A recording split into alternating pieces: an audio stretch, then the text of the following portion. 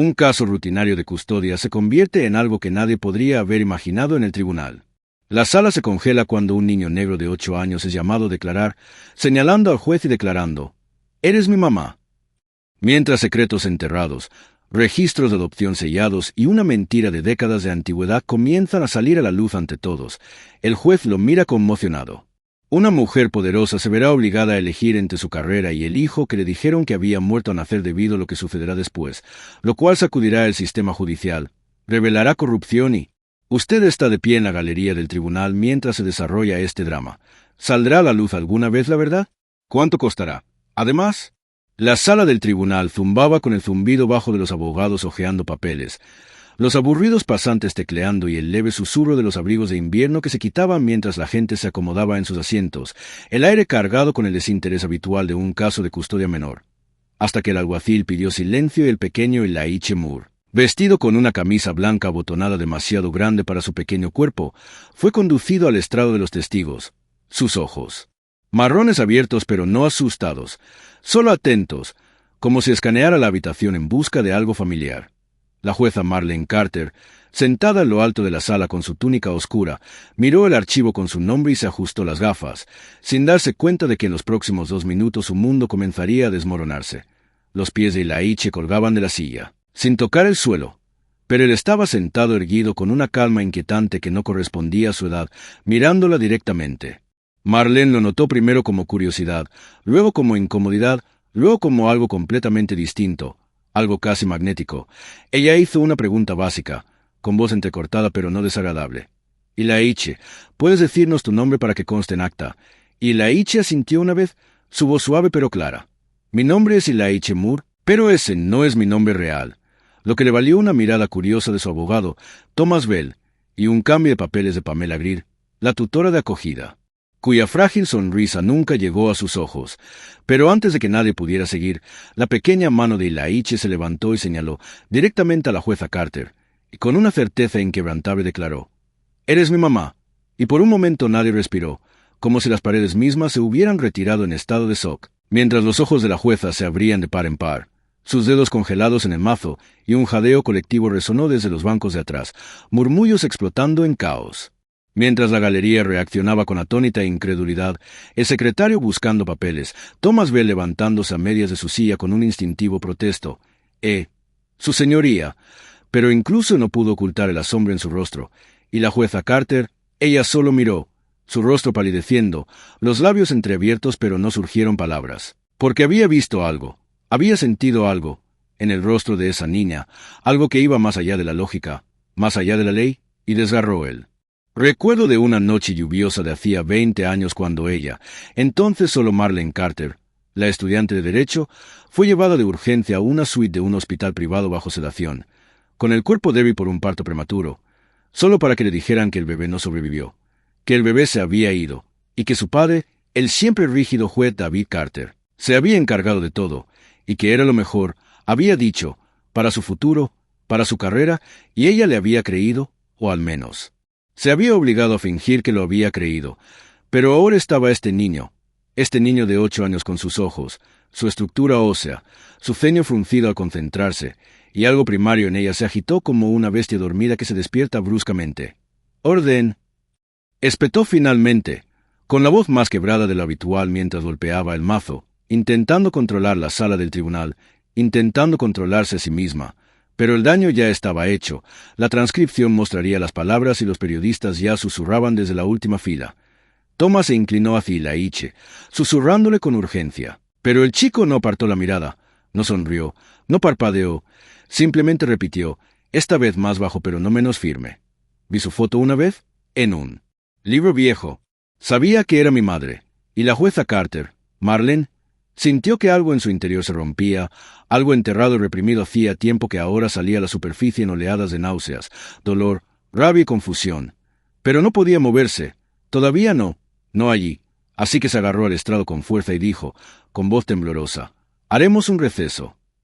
Luego se levantó y desapareció tras la puerta del despacho, con los tacones resonando demasiado rápido, demasiado fuerte, mientras los murmullos se reanudaban como un reguero de pólvora. Y Thomas Bell, ahora visiblemente conmocionado, Pidió una suspensión de emergencia, alegando el trauma del testigo, y Pamela Gris se quedó rígida, con los labios fruncidos, un destello de miedo en los ojos mientras empacaba su bolso demasiado rápido, quizá dándose cuenta de que su plan acababa de salir mal. Que el chico que ella creía había silenciado y recordaba algo demasiado grande para ignorarlo, y al otro lado de la habitación, un alguacil veterano le susurró a otro. ¿Viste su cara? Ese chico no mentía. Mientras que en la privacidad de su despacho, la jueza Carter se arrancó la toga y se sentó, con las manos temblorosas, mirándose al espejo sobre el lavabo, el pasado volviéndose a hacer pedazos. Sábanas blancas, sangre, la voz fría de su padre, el certificado de nacimiento que nunca sostuvo, y el rostro de un bebé a que nunca se le permitió nombrar. No podía ser, pensó, no podía, pero cuando repasó el momento en su mente, la forma en que el chico la miró, no con desesperación, no con miedo, sino con reconocimiento, ya no estaba segura, y cuando el secretario del tribunal llamó suavemente a la puerta, anunciando que la noticia ya se estaba extendiendo en línea, susurró, casi para sí misma, «Tráeme ese archivo, cada registro sellado, cada pieza, ahora». Para cuando la jueza Marlene Carter regresó a la sala del tribunal esa tarde, cada paso se sentía como caminar a través de un cristal, los ojos siguiéndola con un nuevo tipo de intensidad, no por respeto o miedo como antes, sino por curiosidad, como espectadores en un fuego que arde lentamente, esperando a ver si se extinguiría o consumiría todo a su paso. Al otro lado de la habitación, Thomas Bell se ajustó la corbata. Sus dedos temblaban ligeramente mientras leía una moción legal presentada apresuradamente durante el recreo. La niña no sobrevivió. Marlene se encontró de pie afuera de la ventana de observación de la sala de servicios de protección donde Ilaiche estaba sentado coloreando, sus pies balanceándose, su lengua sobresaliendo ligeramente en concentración, tan similar a la de ella a esa edad, y sintió el tirón de nuevo, algo más profundo que la curiosidad, algo celular. Cuando ella entró, él levantó la vista y sonrió, no ampliamente, no performativo, solo suave y familiar, como si hubiera estado esperando. Ella se sentó frente a él y le preguntó, «¿Por qué dijiste eso?» Era más joven, antes de las togas y el poder, sonriendo torpemente en un pasillo de la universidad, y Ilaiche dijo, «Lo encontré en uno de los archivos viejos de la casa, y simplemente lo supe». Se encogió de hombros. «Porque es verdad», y luego metió la mano en su pequeña mochila y sacó una fotografía. Estaba arrugada, manchada de agua, una imagen granulada en blanco y negro de un anuario recortada de un libro, rodeada con un bolígrafo rojo, y a pesar de eso, Marlene no se movió, no habló, simplemente se sentó en esa habitación silenciosa, viendo a Ilaiche colorear un sol naranja brillante, y por primera vez en 2 décadas, se permitió preguntarse qué significaría volver a amar a alguien, no desde la distancia de la ley y la justicia, sino desde el lugar crudo y doloroso que nunca había sanado. Del todo, la ciudad bullía ahora. El juzgado ya no era solo un edificio gubernamental, sino el epicentro de un escándalo que había resquebrajado la superficie de la respetabilidad y se había desbordado, a lo que su padre respondió sin dudar. Sí, no con remordimiento, sino con firmeza, seguido de, y fue mejor para ti en ese momento. No habría sobrevivido a la facultad de derecho con un hijo. La mano de Marlene temblaba al susurrar. Me robaste a mi hijo, pero David no se inmutó ni se disculpó, simplemente afirmó, protegí nuestro nombre. Cuando Marlene volvió a convocar al tribunal 2 días después, la sala estaba diferente, más silenciosa, más tensa, el aire cargado de expectación, y mientras Thomas presentaba sus conclusiones y entregaba la orden de traslado sellada, ahora autenticada, el juez Carter la tomó con una mano que ya no temblaba. Ilaiche, sentado en primera fila junto a un agente de la CPS, no reaccionó como un niño que busca aprobación. Solo la observó con esa misma tranquila certeza, como si siempre hubiera sabido que esto sucedería, y Ilaiche es su hijo biológico, y en el silencio de su auto, Marlene finalmente se permitió llorar, no como juez, no como mujer, sino como una madre que acababa de encontrar al niño que intentaron robarle del alma. 3 días después de que los resultados del ADN confirmaran lo que el corazón y el instinto ya sabían, la sala del tribunal se transformó de una sala de leyes en algo más íntimo, volátil. Un escenario donde verdades enterradas se abrieron paso a la luz y décadas de silencio se hicieron añicos como vidrieras. La jueza Marlene Carter estaba sentada detrás del estrado. La sala eléctrica de anticipación, aunque esta vez no solo estaba presidiendo un caso, estaba siendo juzgada en la corte del escrutinio público, la ética judicial y su propia conciencia. Las cámaras estaban prohibidas, Pero eso no impidió que el pasillo exterior se llenara de reporteros, manifestantes, activistas de bienestar infantil y aquellos que habían seguido la historia con una mezcla de horror y asombro. Los procedimientos del día habían sido solicitados por el fiscal especial asignado para supervisar las consecuencias del arresto de Pamela Greer. Los cargos se habían multiplicado rápidamente: abuso, falsificación de registros, manipulación de documentos de adopción, obstrucción, y ahora estaba claro que Pamela era solo un eslabón en una cadena mucho más oscura. Thomas Bell estaba de pie frente a la sala, no como el abogado de Ilaiche esta vez, sino como investigador designado por el tribunal para los archivos de adopción sellados. Y mientras guiaba al tribunal a través del rastro de papel del engaño, el juez Carter sintió que el legado de su padre se filtraba en el registro. Su sello, sus iniciales, su silenciosa manipulación de la ley para enterrar a una niña incómoda y remodelar la vida de su hija sin su consentimiento. «Su señoría», dijo Thomas con voz temblorosa, «la evidencia muestra un esfuerzo deliberado por parte del entonces juez David Carter para falsificar el estado de un nacimiento vivo, usando su influencia para orquestar una adopción fraudulenta fuera de los parámetros legales, incluyendo la manipulación del personal del hospital, la destrucción de actas de nacimiento y la transferencia no autorizada de la custodia a una agencia externa no registrada, y el aire de la habitación se volvió frío, quebradizo, mientras Marlene asentía, incapaz de negar nada, porque todo estaba allí. Su padre había orquestado un robo de sangre, historia e identidad, y habían hecho falta las palabras desafiantes de una niña de 8 años para desatar el primer hilo.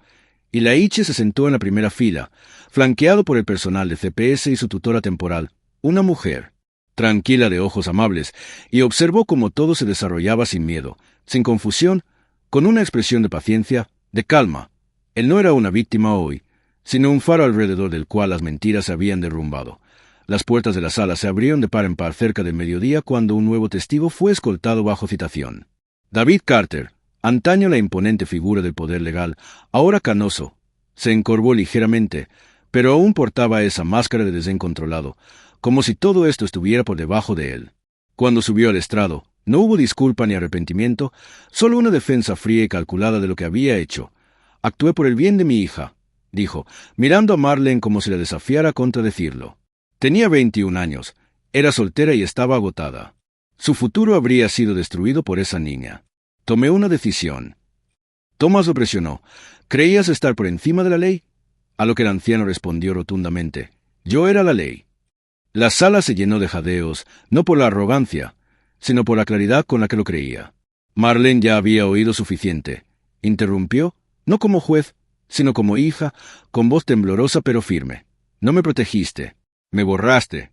El representante del comité de ética presente en el tribunal asintió y confirmó que su oficina procedería con los procedimientos formales de inhabilitación, y David Carter fue escoltado fuera de la sala.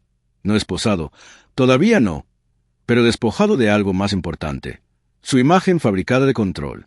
El juicio luego giró hacia la audiencia de sentencia de Pamela Greer, donde se sentó hundida y pálida, con la voz temblorosa mientras finalmente admitía su papel. «Me pagaron para mantener a los niños callados, especialmente a él solo historias. No lo sabía, no quería saber, pero nadie en la sala mostró compasión. Su destino estaba sellado, y la justicia, aunque lenta, se acercaba». Cuando la audiencia se levantó por hoy, Marlene no se fue inmediatamente.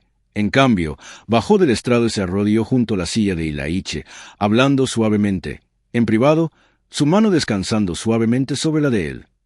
«Intentaron quitarnos todo, pero no ganaron», susurró, y Ilaiche se inclinó hacia ella, el más leve asentimiento, su voz aún más baja. «Sabía que me oirías», y las lágrimas brotaron de sus ojos pero no cayeron, porque aún había más por hacer. Se habían presentado los procedimientos de custodia, el papeleo ahora se movía por los canales adecuados, pero la confianza de Ilaiche no podía firmarse para existir. Tenía que ganarse, momento a momento, abrazo a abrazo, elección a elección. Más tarde esa noche, Marlene se sentó de nuevo en su coche, aparcado fuera del edificio del juzgado de familia, con las manos agarrando el volante, pensando no en fallos ni transcripciones ni titulares, sino en panqueques, cuentos para dormir, partidos de fútbol y cumpleaños perdidos, en una vida robada y una hora a su alcance, no como juez, no como autoridad legal, sino simplemente como una madre que se atreve a tener esperanza de nuevo. 3 semanas después, la sala del tribunal estaba vacía, silenciosa pero no sin vida. mientras el tenue aroma a pulimento se aferraba a la madera y la luz del sol filtrada se derramaba a través de las altas ventanas como una absolución silenciosa. La jueza Marlene Carter estaba sola detrás del estrado por última vez, con su toga doblada cuidadosamente en la silla a su lado, sin alguacil, sin mazo, sin galería, solo ella y el silencio, cargado de recuerdos y significado, porque hoy no era un juicio, ni una audiencia, ni un veredicto que emitir, sino una despedida que había elegido en sus propios términos, un acto final de responsabilidad y recuperación después de 20 años de vivir según reglas que habían mantenido su corazón en una habitación cerrada que ya no quería habitar. La renuncia se había presentado, su declaración pública. Ningún juez debería juzgar a otros mientras navega por la verdad sísmica de una vida tan personalmente enredada en los fracasos del mismo sistema al que sirven. Y aunque algunos colegas la habían llamado valiente y otros débil, ella sabía que no importaba. Lo que importaba era el niño que ahora la esperaba afuera, agarrando una mochila con su nombre bordado en hilo dorado. Elaine Carter, la primera vez que había visto su nombre completo escrito como si le perteneciera, como si perteneciera a algún lugar. Y lo había hecho sonreír en esa forma suave y cómplice suya, no amplia ni ruidosa, sino profunda. La adopción se había finalizado en un procedimiento pequeño y privado. La jueza Harrington había presidido, con lágrimas en los ojos mientras firmaba la orden con un tranquilo bienvenido a casa, y Marlene también había llorado entonces, por primera vez sin vergüenza, por todos los cumpleaños perdidos, los años de no saber y el milagro de encontrarlo no por el destino o la fe, sino por la propia voluntad obstinada del niño de ser escuchado. Afuera, la ciudad había seguido adelante, los titulares se habían desvanecido, los reporteros se habían mudado a nuevos escándalos. El nombre Carter ahora se asociaba tanto con la desgracia como con la redención. Pero dentro de Marlene, todo había cambiado. Las mañanas comenzaban con caricaturas y tostadas de canela, no con jurisprudencia. Su agenda ahora estaba llena de reuniones de padres y maestros y visitas al pediatra en lugar de calendarios judiciales. Y lente silenciosamente, aprendió a vivir sin esconderse detrás de los procedimientos, a reírse de los chistes tontos, a escuchar con todo su ser y a amar a un hijo no por obligación o miedo, sino libre, feroz y completamente. Y Elaine, por su parte, había empezado a llamarla Ma cuando estaban solos, nunca en público todavía probando la forma de la palabra en su boca. Pero estaba allí, cálida y firme, y ella nunca lo corregía. Solo sonreía cuando lo decía y le tomaba la mano instintivamente. Su hogar, antaño un monumento minimalista a la soledad, estaba ahora sembrado de piezas de Lego, murales de crayones, bocadillos de fruta a medio comer y vida. Tanta vida, y aunque las pesadillas todavía llegaban a veces para él, y la culpa todavía subía como una marea para ella, las enfrentaron juntos, acurrucados en el sofá con una manta entre ellos y el mundo exterior. Ella incluso se había enfrentado a su padre una última vez. Visitó el centro de atención donde ahora vivía bajo supervisión, su reputación por los suelos, su poder extinguido, y ella le había dicho, con voz tranquila, «No ganaste». Y él, antaño tan imponente, solo miró hacia otro lado y no dijo nada, porque no quedaba nada más que decir. Ahora, al bajar del estrado, rozando la suave madera con los dedos una última vez, Marlene no sintió pérdida. Se sintió ligera, como si la verdad finalmente hubiera dejado espacio para la alegría, y al abrir las puertas de la sala, allí estaba él, de pie en el pasillo con su mochila nueva, balanceándola por una correa. Y cuando la vio, no corrió, no gritó, simplemente caminó hacia ella y deslizó su mano en la de ella, tan natural como el aliento, y dijo, «¿Podemos tomar helado ahora?» Y ella rió, asintió y susurró, «Por supuesto», y juntos caminaron por el largo pasillo de mármol no como juez y testigo, no como extraño y niño, sino como madre e hijo, con un futuro aún por escribir y un vínculo más fuerte que cualquier ley jamás escrita con tinta.